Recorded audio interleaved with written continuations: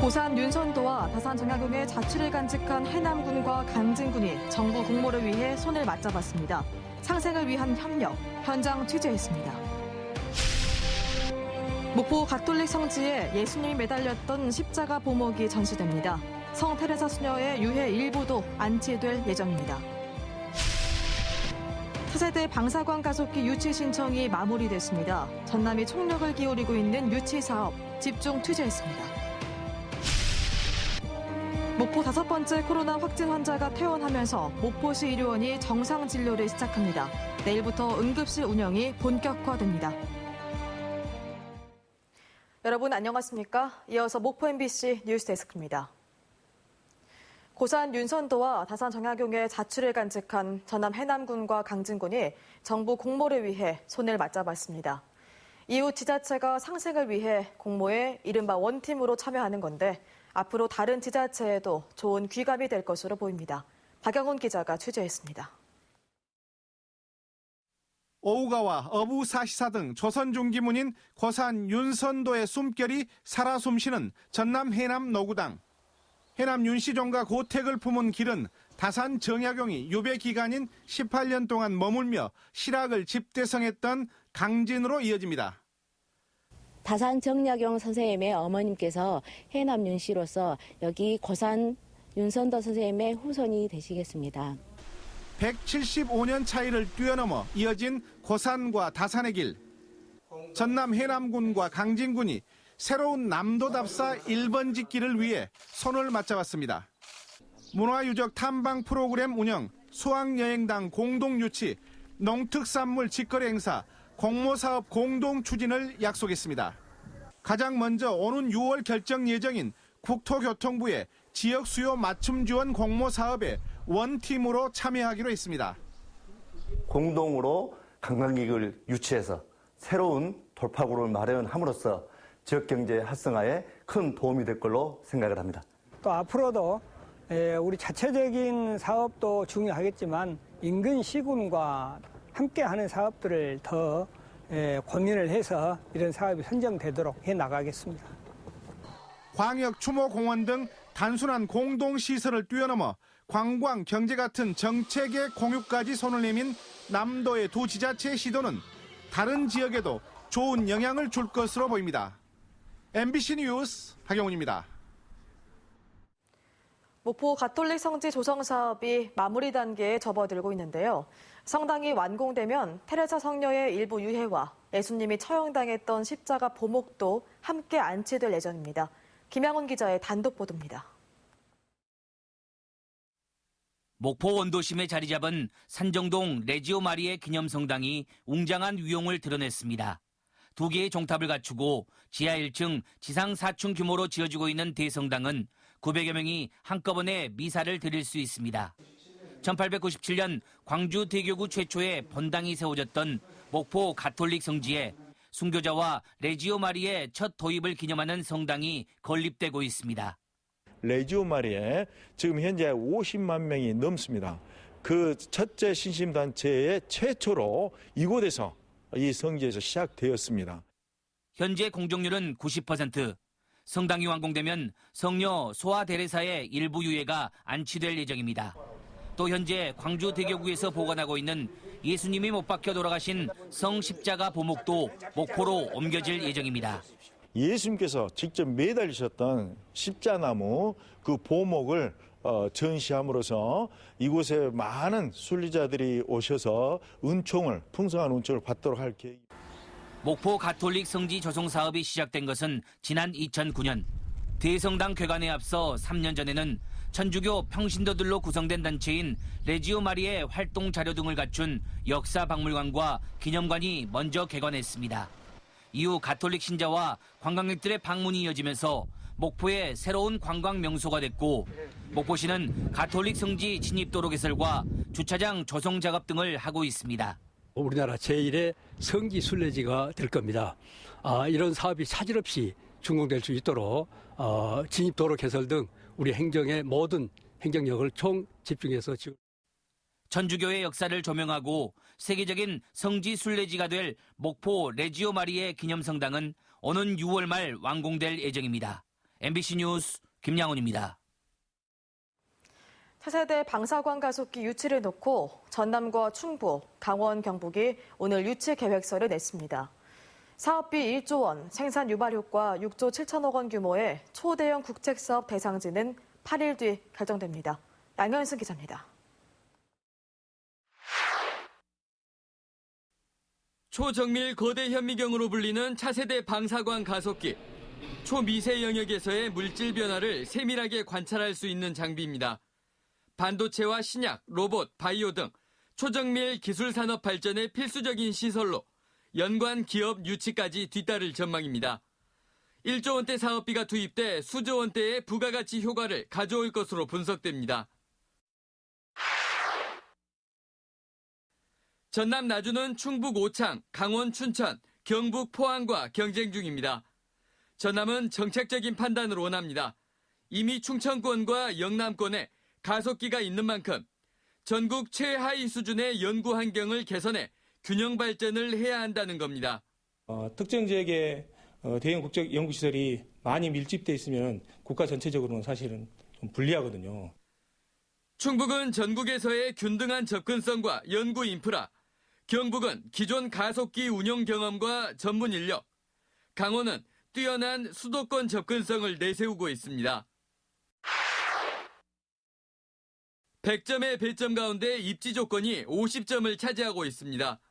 접근성과 편의성, 배후도시 여건, 연구 연계 가능성 등의 평가 결과가 관건입니다. 냉정하게 전남에 유리하지 않은 조건입니다. 과거 정책적 판단으로 충청권과 영남권에 집적된 연구 인프라, 또 그로 인해 산업과 기업이 몰려있는 상황이 또 다른 평가에서도 이점으로 작용하는 겁니다. 쉽게 말해 잘 사는 집은 계속 잘 살 수밖에 없는 구조인 겁니다. 평가에 포함되지 않은 가치가 얼마만큼 평가에 반영될지가 관심입니다. 당장의 효율성을 위한 대형 연구시설의 특정 권역 중복 투자냐, 장기적 관점으로 국가 균형 발전에 기여하는 투자이냐, 지역별 여론전으로 유치 경쟁이 가열된 방사관 가속기 사업은 5월 7일 우선 협상 지역 발표만 남겨두고 있습니다. MBC 뉴스 양혜승입니다. 코로나19 확진 환자가 퇴원하면서 목포시 의료원이 정상 진료에 들어갑니다. 목포시 의료원은 지난달 31일 미국에서 입국해 코로나19 양성 판정을 받은 목포 5번째 확진 환자가 오늘 퇴원함에 따라 내일부터 응급실 운영을 본격화하기로 했습니다. 또 연휴 기간 동안 철저한 방역, 소독을 실시한 뒤 5월 4일부터 각 과별로 정상 진료를 실시하고 입원 환자도 받을 예정입니다. 정의당 해남지역위원회는 오늘 기자회견을 갖고 해남 사랑 상품권 사용처 제한과 관련해 국민 공론화 과정을 갖자고 제안했습니다. 정의당 해남지역위원회는 오늘 기자회견을 열고 소상공인 보호를 위해 지역 상품권을 농협 매장에서 사용하지 못하도록 한 데 대해 농협 측이 반발하면서 갈등이 불거지고 있다며 공개 토론회를 통해 사회적 대타 여반을 마련하고 조례에 담자고 주장했습니다. 해남사랑 상품권은 발행액이 지난해 150억 원에서 올해 1,050억 원으로 크게 늘어날 전망입니다. 쇠빙 연구선 아라운호가 오늘 광양항에 도착했습니다. 코로나19로 인해 파푸아뉴기니에 고립됐던 우리나라 원양어선 선원들은 마침 남극 연구를 마친 아라운호가 태우고 귀향한 건데요. 입국자들 중 코로나 확진자는 없지만 혹시 모를 가능성에 대비해 승선원 모두 2주간 격리될 예정입니다. 강서영 기자입니다. 7,500톤급 쇠빙 연구선 아라오노가 5만 7천 킬로미터의 항해를 마치고 광양항에 입항합니다.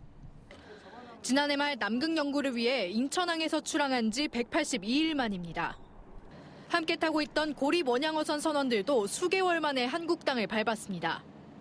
지난 3월 파푸아뉴기니 해상에선 한성기업 소속 원양어선 림 디스커버러호가 암초와 부딪혀 침몰했습니다. 선원들은 모두 구조됐지만 코로나19로 현지 공항과 항만이 폐쇄돼 파푸아뉴기니에 고립된 상황이었는데 때마침 남극 연구를 마치고 돌아오던 아라오노가 당국의 협조를 통해 어선원들을 태우고 귀국한 겁니다. 선장한테는 상당히 충격적이고 우울했었는데 일단 선원들이 한국에 오게 된 거에 대해서는 감사할 뿐이지. 코로나19 전파를 우려해 선내에서 공간을 분리해 숙식해온 아라오노 승선원들과 어선원들은 입국 후에도 2주간 격리될 예정입니다.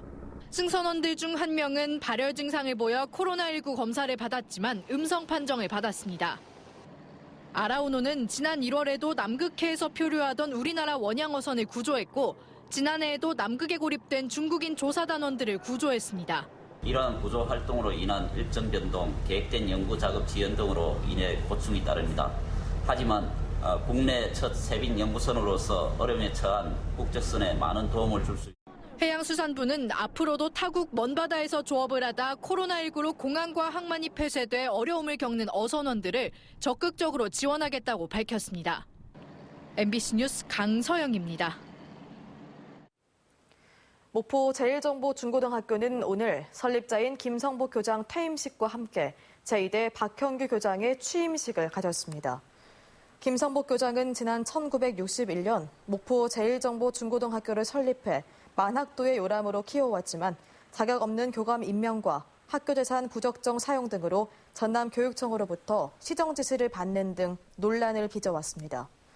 한편 전남교육청은 부당하게 집행된 학교 재산이 환수되지 않을 경우 학교 설립 주체를 재단법인 향토로 변경하는 게 어렵다는 입장입니다. 최근 목포경찰서에서 달아났다 붙잡힌 20대 남성이 도주죄로 추가 기소됐습니다. 광주지검 목포지청은 지난 21일 경찰에서 검찰로 인계되는 과정에서 탈주한 21살 A씨에 대해 도주죄를 추가해 기소했습니다.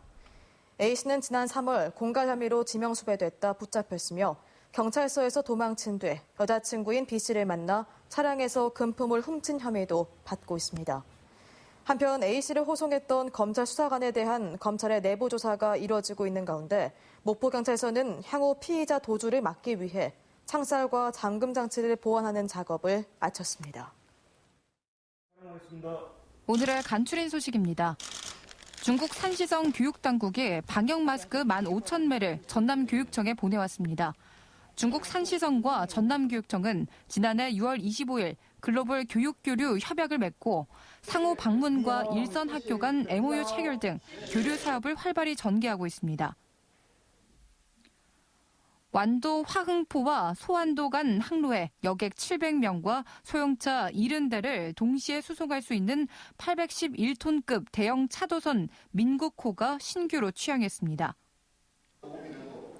목포 무안신안축협이 2020년도 후계 양성 장학금 수여식 행사를 열고 35명에게 5,200여만 원을 전달했습니다. 목모신 축협은 2002년부터 지난해까지 1,300여 명의 학생들에게 모두 8억 8천여만 원을 장학금으로 지원했습니다. 장흥군이 특별사법경찰과 청원경찰, 지역 주민 등으로 단속반을 편성해 장흥댐 주변 상수원 보호구역과 수변구역의 불법 행위를 5월 한 달 동안 집중 단속합니다. 지금까지 간추린 소식이었습니다. 5월 7일 임자농협 조합장 보궐선거를 앞두고 신안군 선거관리위원회가 공명선거 업무협의회를 열었습니다. 신안군 임자농협 조합장 선거에는 모두 3명이 입후보했으며 업무협의회를 통해 금품 제공과 상호 비방, 허위사실 유포 없는 선거운동을 약속했습니다. 임자농협 보궐선거는 다음 달 7일 오전 7시부터 오후 5시까지 투표가 이뤄집니다. 민주당 서삼석 의원은 국회 애결위 회의에서 정세균 국무총리에게 방역부를 신설해야 한다고 요구했습니다. 서 의원은 코로나19 극복 이후를 준비하기 위해서는 질병관리본부를 청단위로 승격하는 것으로는 부족하다며 방역부 신설이 시급하다고 강조했습니다. 완도군이 섬에서 순회 이동 군소실을 열고 주민 의견을 청취하고 있습니다. 완도군은 모레까지의 일정으로 청산도, 소안도, 고금도 등 5개 섬을 순회하며 이동 군소실을 갖고 있습니다. 완도군은 코로나19로 인해 타격을 받고 있는 섬 지역 주민들의 의견을 수렴해 민원 해결과 대책 마련에 나설 예정입니다. 전남교육청은 온라인 개학이 비교적 성공적이라고 평가하고 있는 가운데 성공 전략을 원격 수업 지원단과 교원 연수 등으로 꼽았습니다. 전남교육청은 지난 3월부터 도내 초중고 교원들에 대해 원격 수업 플랫폼 선호도 조사와 구글 클래스룸, MS팀즈 학교 계정 부여, 원격 수업 지원단 구성, 3만여 명의 교원들이 참여한 온라인 연수 등이 온라인 계약 안착에 주요했다고 밝혔습니다.